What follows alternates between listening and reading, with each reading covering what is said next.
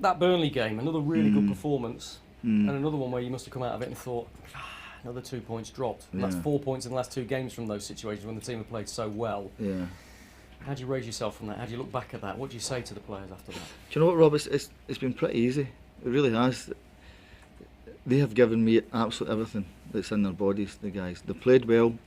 I've asked them to do things and they've done it. If we had a little bit more care on the top end of the pitch, we wouldn't be in this position. That's the crux of the matter, really. And I think little individual things have probably come back and hurt us, but we're still in the fight. It's not as if we're sitting here and we're out the game and we're going out the league. We're still in with the fight. I've never really had a problem to pick them up. I really haven't. They've been. We had a chat on Monday and see how they felt. But regarding their attitude and everything that I've asked them to do, then there's no way I can ask for any more. Do you think they still believe they can get out of this? Yeah, as I said, we had a chat on Monday. We know it's difficult and we have to throw everything at it that we possibly can. But if we can take this right to the last day, then we'll take it. Still, teams have got a really hard run in us as well when you look at it. We know we're going to a really tough place on Saturday, and it's going to be extremely tough. But on any given day you can win. And as long as we have that belief, you always have a chance. You mentioned the goal scoring is your biggest problem at the moment. Yeah. And you've had some difficult issues to deal with there that's limited your options. Are you still absolutely determined that the two players that are out of the squad for disciplinary reasons will still not be involved? Well, 100%. 100%. I've got no qualms whatsoever about it. And it's my decision. I think it's right for the football club. And yeah, but that's the decision I made. What about Liverpool? I don't know whether you were cheering on Roma, as a lot of Stoke fans were in the week, just to mean that there was still something in the tie. Yeah. I suppose you're second guessing what they're going to play. Do you hope they might rest a few players? Well, they can't rest them all.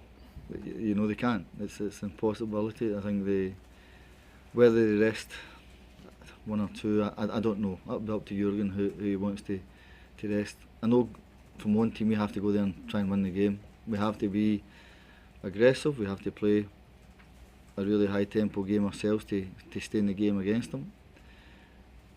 But they've still got a good team whoever they play. They're still a really top side, and they might have one eye on Rome in the next week, because I think Jurgen will know that tie ain't finished.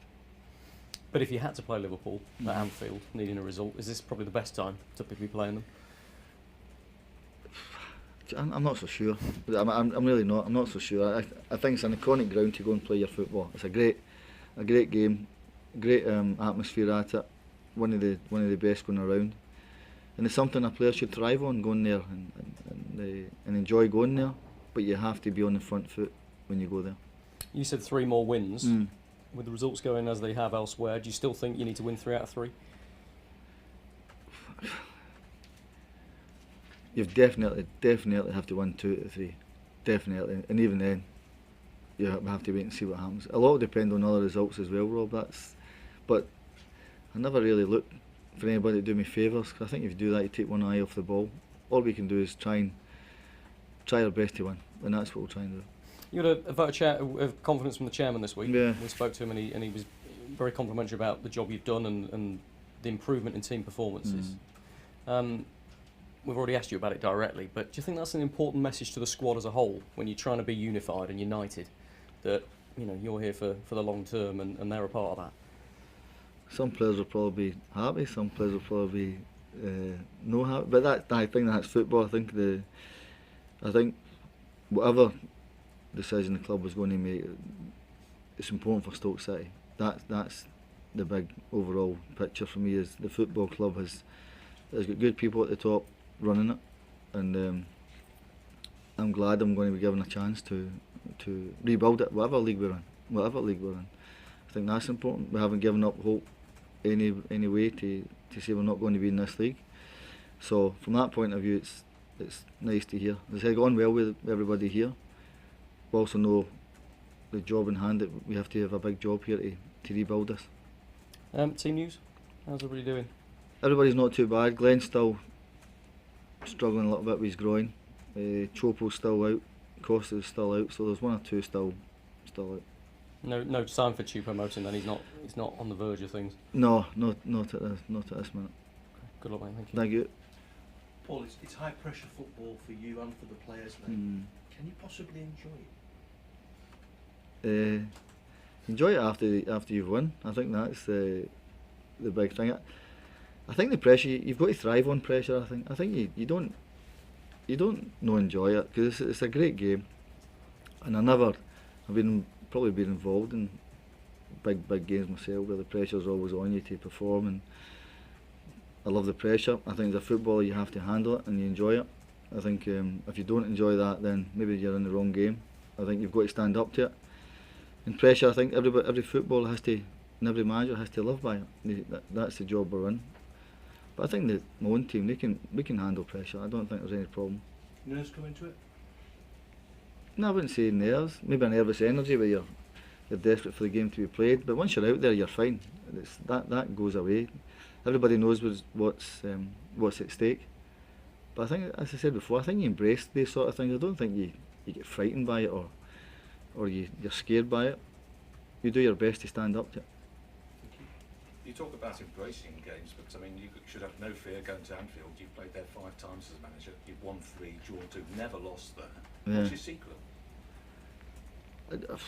Listen, I've had luck as well. I've had a bit of luck. I've won there as a player, and it just seems to be one of the grounds where, I don't know, for some strange reason, that, as you said there, the record's pretty decent, and I don't know. It's probably one of the grounds where, I don't know, feels kind of right, probably, you know. But I know how tough it is. But the lads that worked under me at the times, and the lads I played with, we'd had some really good moments. Good moments, but when you won twice with Villa, and you won 3-1 there with Villa, and you won last year with Wolves 2-1. Which was the best victory of those 3? I think everyone. I think the guys. I think it's unfair to say the Wolves won. It's unfair to say the Aston Villa won. I think the guys who played that, they deserve the credit. They're the ones that performed, and they're the ones that got the congratulations for winning the game. So it's unfair to say Wolves or Villa. The two of them on their given days were very good performances. Thanks. All right, thanks. See you later on. See you later.